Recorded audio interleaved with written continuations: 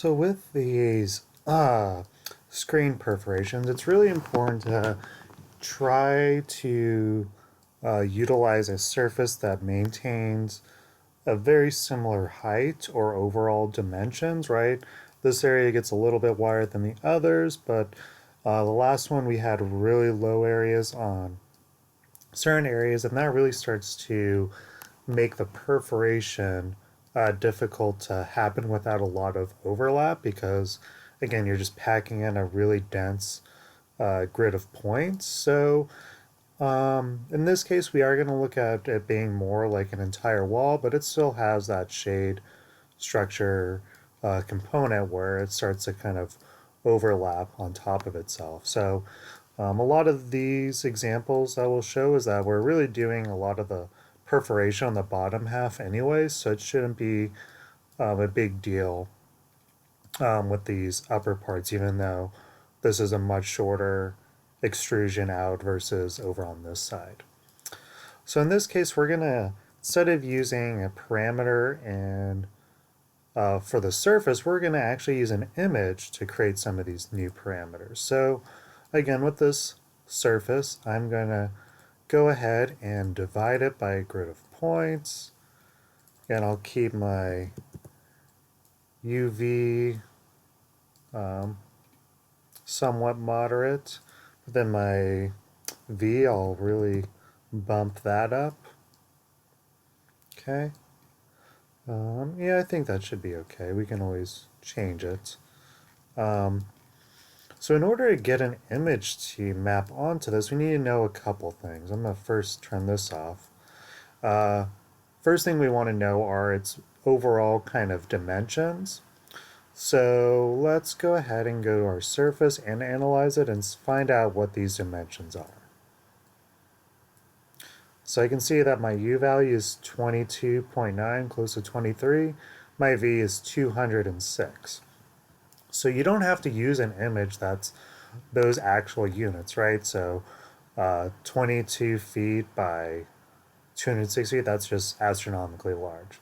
So what I usually do is, again, it's all about the proportion. So 22.9 versus 206.4.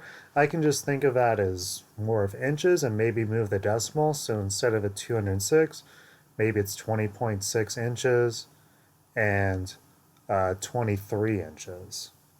Or sorry, 2.3 inches. So let's go to Photoshop here. I've already got an image here set up, but let's make sure that we use, again, the appropriate canvas size. So I'm going to go to Image, Canvas Size. So again, that's slightly off, so I'll do, again, 20.6 and in this case 2.3. That's fine. So this is what we're pretty much left with. And the idea is that we can use this kind of forested profile to create our perforations. So I'm going to go ahead and save this now as a JPEG. So we'll do forest profile and make sure it is in fact a JPEG. What's good about this too with those profiles that we do have gradients of blacks or grays. So this will again kind of give us a little more variation versus it being either black or white or essentially giving us one size or another. So let's go ahead and go back to Rhino now. So in order to start to actually use that, I'm going to take this surface and just make it into its own separate thing because I need to reparameterize it. So I'm going to right-click, reparameterize. I'm going to use that. Again, physically doesn't do anything. It's just a way of kind of refining the data. So the next thing I want to do is use this image sampler component. So it needs an image. So just click in here, click on these three dots, go to my image, so forest profile. Again, it doesn't always have to be exact. It just needs to be within close proximity so that it doesn't get too distorted. And in order to actually analyze this for good colors, I'm going to use the color brightness. So basically, the darks will read as 0 and the lights will read closer to the 1 range, and we can remap those to do the opposite as well. So what this needs are these UV values. So I'm going to go ahead and bring that into there. I don't want it to actually be dashed, so I'm going to flatten this. And same thing for here. I don't want these to be graphed. I'll go ahead and flatten these. And so again, I'm going to use the circle CNR to determine or to make them nice and tangent. The next thing is, again, I'm going to use this to determine my radius. So I'll go ahead and remap these values. Because again, the whites are going to read as 0, and I actually want the perforation to happen on the forest profile. You can kind of stretch this out to at least kind of get it to be similar to the image itself.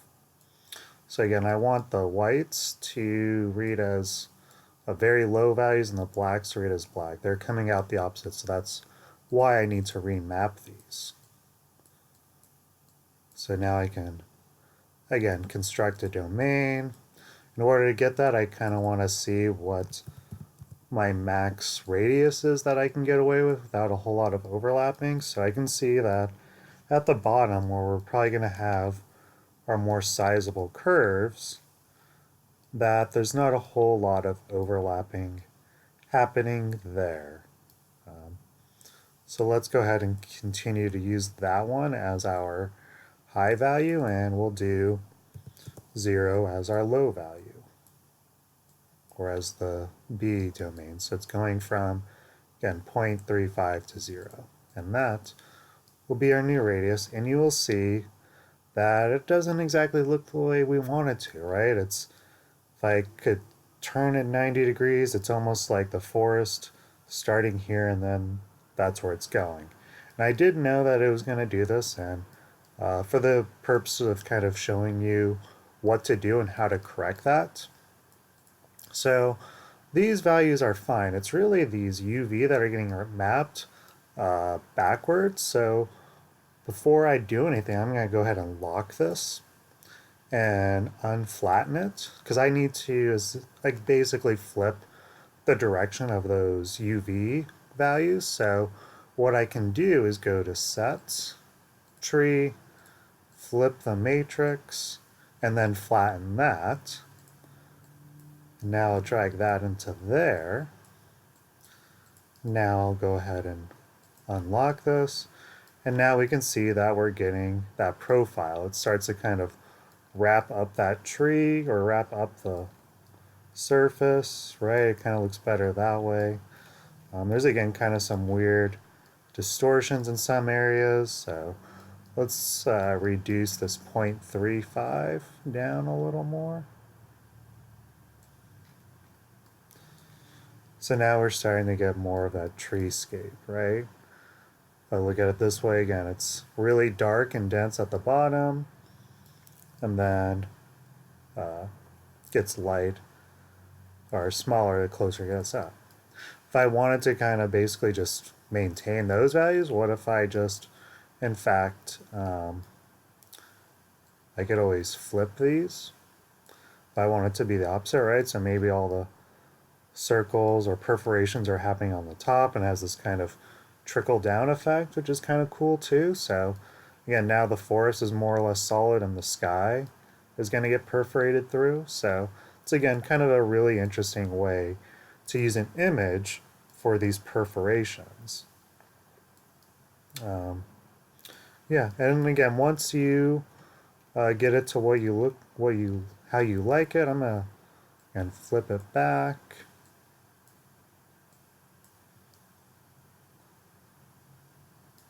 What I can do too, if maybe I think that, you know what, I want this to be much lower in the overall profile, I really just need to give my image a little bit more white space. So what I can do is go ahead and go back to Photoshop.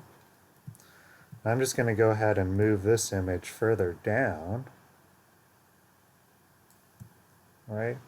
Now I'll go ahead and save this as another image.